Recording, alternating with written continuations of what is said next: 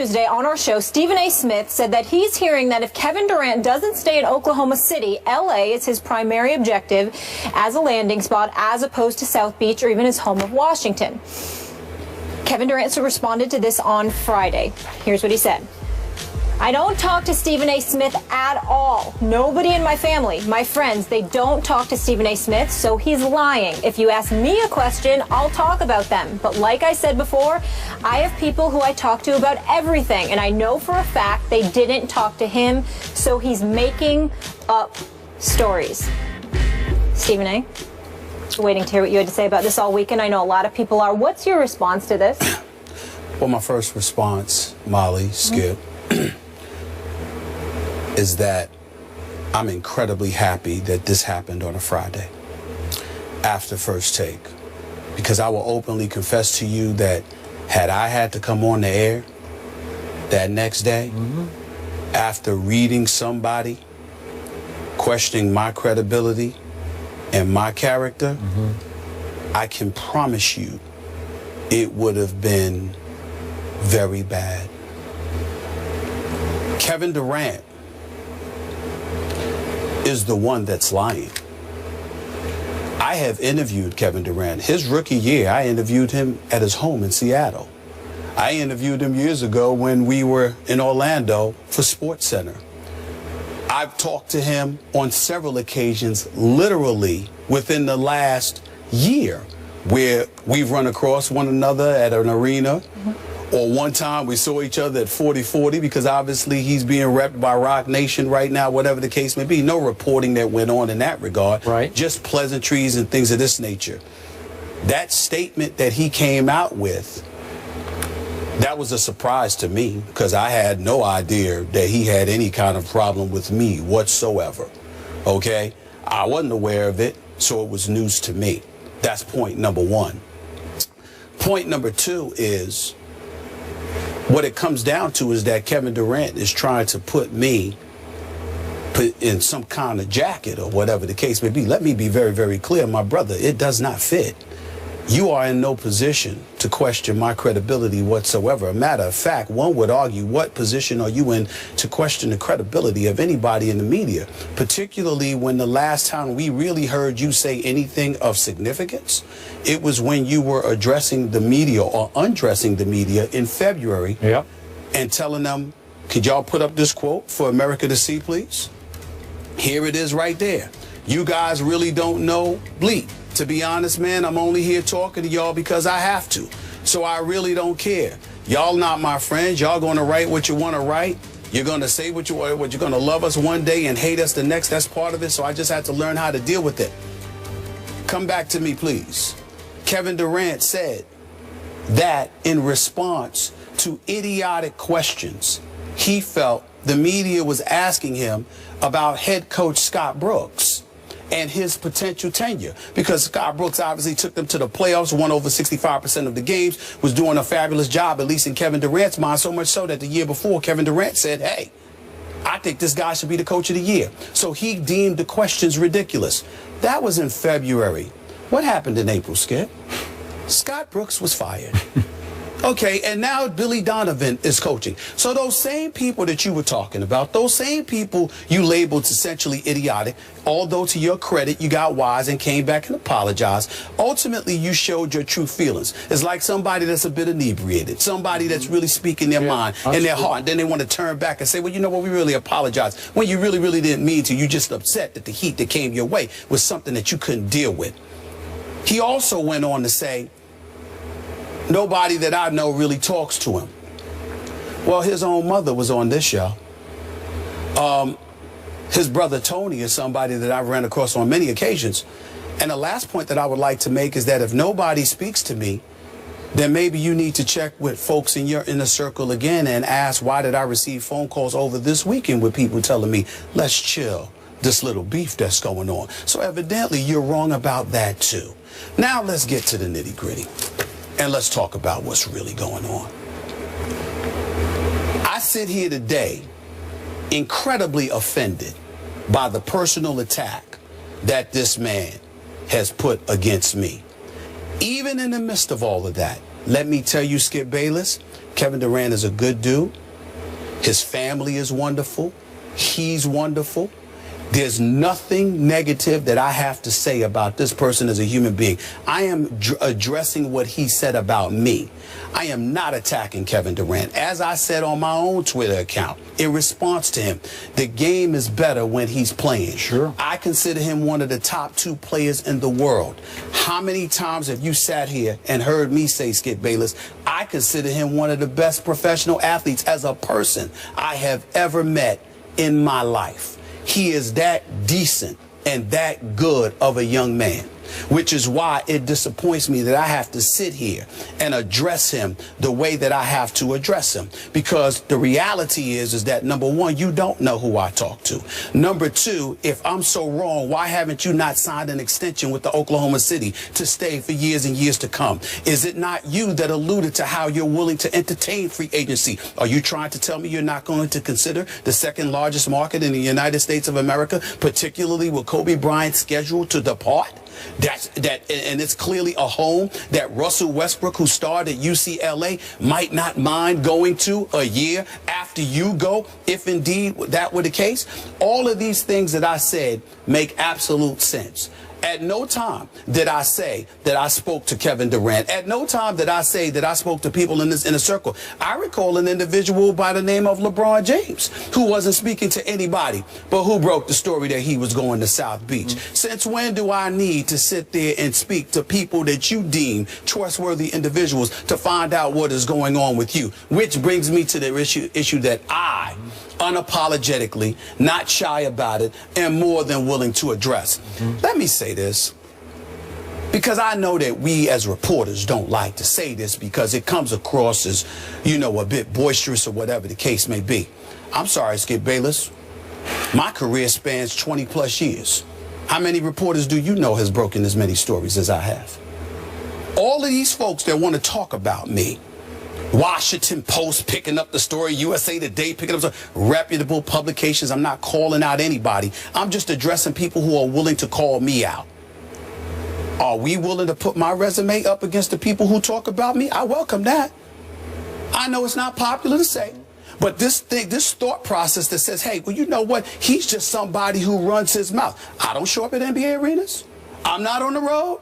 I'm not inside of those locker rooms. And more importantly, what I would like to ask Kevin Durant and some of the brothers who talk behind my back in the NBA that probably put him up to something stupid like this, let me ask a question. Do you really want me to come out of this seat and go back on the scene?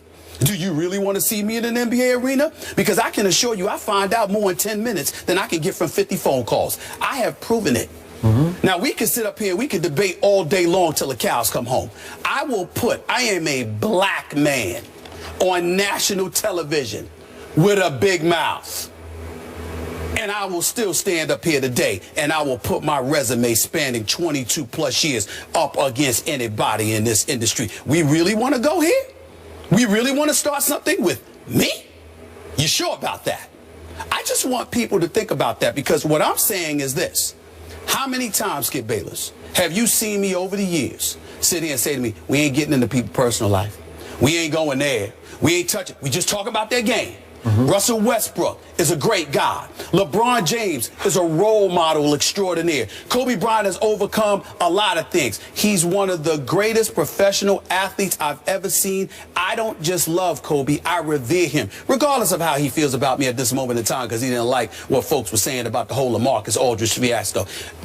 Is there anything else that I can say about Dwayne Wade, about how great of a person that I think he is? Steph Curry, you know, Chris Paul, the list goes on and on and on. But the level of sensitivity that Charles Barkley and so many others have alluded to is growing quite alarming. Because somehow, some way, everything is personalized. And it's got to the point where it's utterly ridiculous. Kevin Durant is the last person on earth that should be going off on the media like that. Not that he's done anything wrong, because the guy is a great person. And I still stand here and say that at this moment in time, the NBA is better when Kevin Durant is around. Okay. He's philanthropic, his charitable donations, American Red Cross, the list goes on and on. He's a phenomenal person, not just a player. But the guy and the sensitivity that these guys display The way they are on attack, somebody needs to tell them, it's time you pump the brakes. We don't have to talk to you to talk about you. You want to start something, that's just not the wise thing to do, especially when you have no validity. I am going to repeat. I said, if Kevin Durant decides to leave OKC, I'm hearing that LA is a prime spot that he is considering. Not to say he's not considering DC, Miami, New York, or whatever. That's what I heard. I'm not lying. If I were wrong, Kevin Durant would have signed his extension with OKC. Okay? You being represented by Rock Nation. I know these boys. They're not small timers. They don't want Kevin Durant just because his name. They want him because this brother's going to do big things, and they're going to see to it that he's going to do big things. Are you trying to tell me these large markets are not a consideration? I said nothing offensive about him. I will not say anything offensive about him. I still stand here today telling you he's a good dude, but he's wrong. And the guys that put him up to it in their own way. I'm not talking about literally his comments, but in their own way, with their chirping behind my back all the time. They're wrong too. And the sensitivity that these guys are showing, they are making unnecessary enemies. I am not one of them. I won't be. I got too much love and respect for who these guys are and what they mean to my community. Okay. But I will say this lastly. You don't want to make an enemy out of me. And I'm looking right into the camera, and I'm going to say it again. You do not want to make an enemy out of me. I'm not having it. I've done nothing wrong, and I'm not going to tolerate it. Let me stop you there. That's all I got to say. And I appreciate everything you just said. Do you realize you do not need to defend yourself on this, this issue? Yes, I do. Your track record as a reporter doesn't just speak for itself, it screams for itself.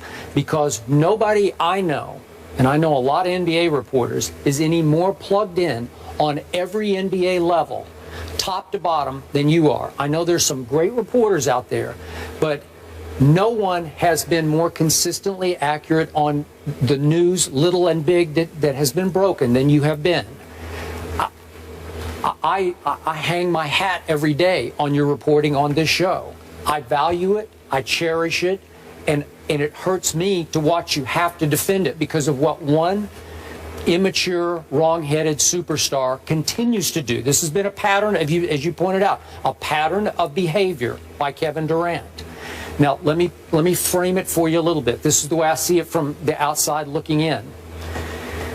You love this guy as a player. You've sat in that seat morning after morning and defended him and lauded his play. Am I right? I mean, I've lauded both his play and him as a man. As a man. So I'm sure a part of you is stung by this, that he would do this to you after all the support you have voiced for him. Am I right? Yes. Okay, now let me look at it from his side.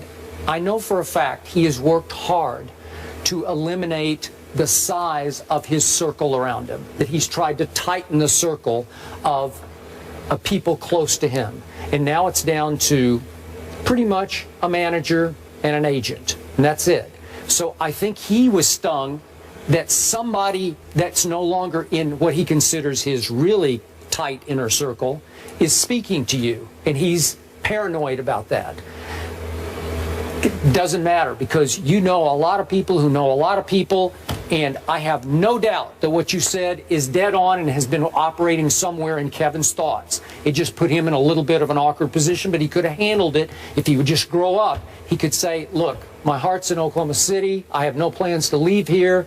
Respect what Stephen A. says, but right now that's way off base because this is what I'm going to do. There's a way to handle that that would make you, it wouldn't put you in an awkward spot, because when you use the operative word, he's lying, I know that's going to push the deepest hot button in you, because now your integrity has been called out and questioned.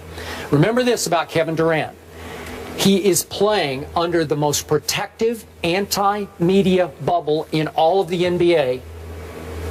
erected by the Oklahoma City Thunder. Am I right about that? Yes. They're so out of bounds in how they're teaching these kids to deal or not deal with the media, because the media can be their friend.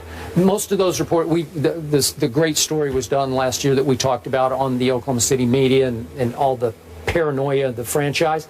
I don't know why it is, but it has now infected both, I think, Kevin Durant and Russell Westbrook and how they deal with the media. Is that fair to say? To some degree, it appears that way. Yeah, it appears that way. So I relate to you because you remember it's been, what, 5 years ago? Listen, there was no bigger Durant fan in the media than I was when he was a freshman at Texas. We're going back to our cold pizza days. I used to every day say, this Kevin Durant is going to win scoring titles, plural, in the NBA. And the people I was debating would laugh and scoff at me. And then they lost by 21 in an early NCAA game to USC, Nick Young and company. And everybody said, you're going to be so wrong about this. And I continued to fight for my guy, Kevin Durant, until what happened? He turned on me as soon as I started criticizing his buddy Russell Westbrook for shooting a lot of Kevin shots. What did he tell the Oklahoma City media? Skip knows nothing about basketball. And it hurt me. It hurt my heart. I told you that on air. Like, what are you doing to me? Why me? Why would you bite the hand that's been feeding you? And then I said it again after what he did at the All-Star weekend. You're biting the hands that fed you the MVP. These same guys who voted you the MVP, you're telling them they don't know anything about basketball? That's so wrong-headed. It's so out of bounds. It's so immature. But Kevin wants to control the media. So now he's been named deputy publisher of this Players Tribune. Yes. You know, like, so that's, he thinks now he can just go to the Players Tribune and write and say whatever he wants to say, and he can control that. Well, you can't, Kevin, because the pen, so to speak, in this case it's the media, is mightier than the sword. You know that. Well, the thing about it is this. It's sad because Kevin Durant, I'm just sitting there and I'm like, who's bothering him? Who is bothering him? Where is the animosity coming from? And from the, you know, and this part is not about Kevin Durant. This part is about the fourth estate. This part is about the media. You had better wake up. It's real nice to gravitate to the headlines or whatever the case may be. But I got this chair. I get to respond. You do. And not only am I speaking up for myself, I'm doing something that's not done for me often. I'm speaking up for my contemporaries. My contemporaries religiously leave me to hang out and dry. But I'm sitting here speaking up for them. I don't cover Oklahoma City. You know, they do. Why is he cussing y'all out because y'all asking about Scott Brooks? And then when you proved to be right and he was gone in April, where was Kevin Durant to be found to sit there and say, y'all had a point. Y'all were right. I was wrong. I shouldn't have done that because clearly y'all knew something that I didn't know.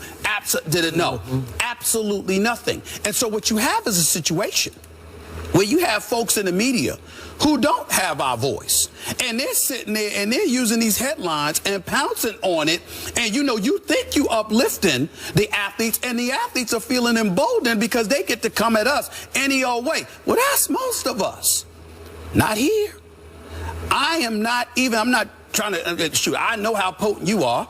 I'm not trying to dismiss Skip at all. But Skip ain't me. Put that camera back on me. Skip ain't me. And I ain't Skip. I'm not having that. I have been more fair. And I'm going to put that out there. You can say, well, you could put in Kwame Brown, Slava Medvedev, all of this stuff. I'm joking around with names of guys that I think can't play.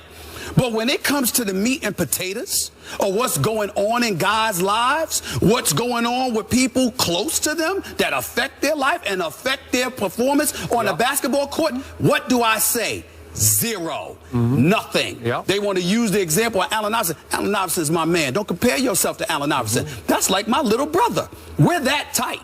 You understand? So there are things that I may have done. You might look at it as wrong, but I looked at myself as trying to help him. And now we're as thick as thieves and we're as tight as ever. I love Allen Iverson in ways that I will never love most of these guys. But I respect them because I know what they mean to my community. I know what they stand for. And I know that by and large, they're even better as people than we give them credit for. But the level of sensitivity and the level of immaturity is leading you down a wrong path.